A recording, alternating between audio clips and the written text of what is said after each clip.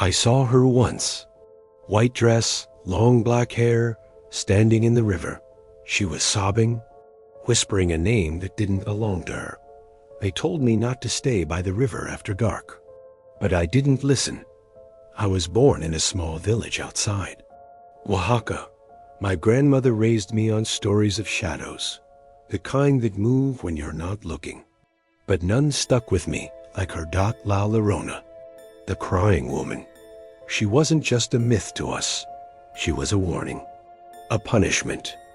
Don't disobey, they'd say, or she'd take you. I thought it was just a story. Until the river came for me. It started after the rains. The river swelled beyond its banks, creeping into the edges of town like a black snake. Children were warned to stay away. So of course we didn't. That evening I was near the water's edge with my cousin Mateo. He'd brought his flashlight and dared me to follow him along the muddy bank. It was quiet. Too quiet. Then we heard it, a soft weeping. Not like a woman crying in pain, but in regret. The kind of cry that seeps into your bones. I called out, thinking someone needed help. That's when we saw her, standing waist deep in the river, her long white dress floating like smoke, her head bent low. Hair hung like vines over her face. Mateo froze. I couldn't move either.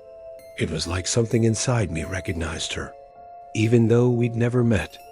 Then she looked up. She had no face. Wet, pale skin, as if something had wiped her clean. But her eyes, God, her eyes were pits of black water, deep, empty.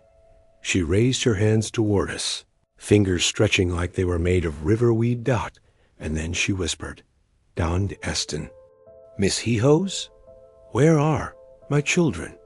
Mateo screamed and bolted. I couldn't run. My legs sunk into the mud, like the river wanted me. She glided closer, still crying, still searching. I could feel the water getting colder, smell the rot of old lily, hear children crying beneath the surface. And then something grabbed my ankle.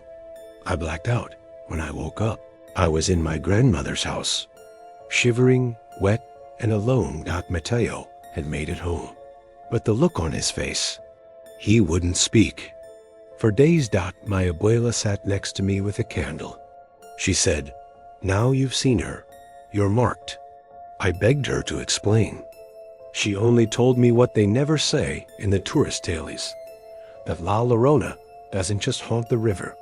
She chooses. She marks children, not to take them, but to find someone, to replace her own. They say she drowned her sons in that river, out of rage. And when she realized what she'd done, she threw herself in too. Now she walks the water forever, begging to undo her sin. But she doesn't want forgiveness. She wants you. For years, I avoided water at night. Even the sound of it made my stomach twist. But you can't hide forever. Last month, during a thunderstorm, I heard her again. The same soft sobbing, this time right outside my window. My apartment is 3 floors up. The rain tapped gently on the glass, and between the lightning flashes, I saw her silhouette floating, not standing, waiting. I tried to light a candle like abuela taught me, but it went out the moment I spoke her name. The lights cut. My phone died. Then in the hallway, I heard bare feet slapping on tile. Wet, slow, closer. I locked my door, but the crying? It was inside. I begged her to leave me alone, told her I wasn't her child, that I didn't know where they were, but she didn't care. She kept asking, "Don Eston? Don Eston, Miss Hijos?" I could feel her fingers on my face, cold and bony. Then a voice, hers but also mine, whispered inside my head, "Then bring me someone who is." I haven't seen her since that night, but someone else has. There was a boy from down the street, 9 years old.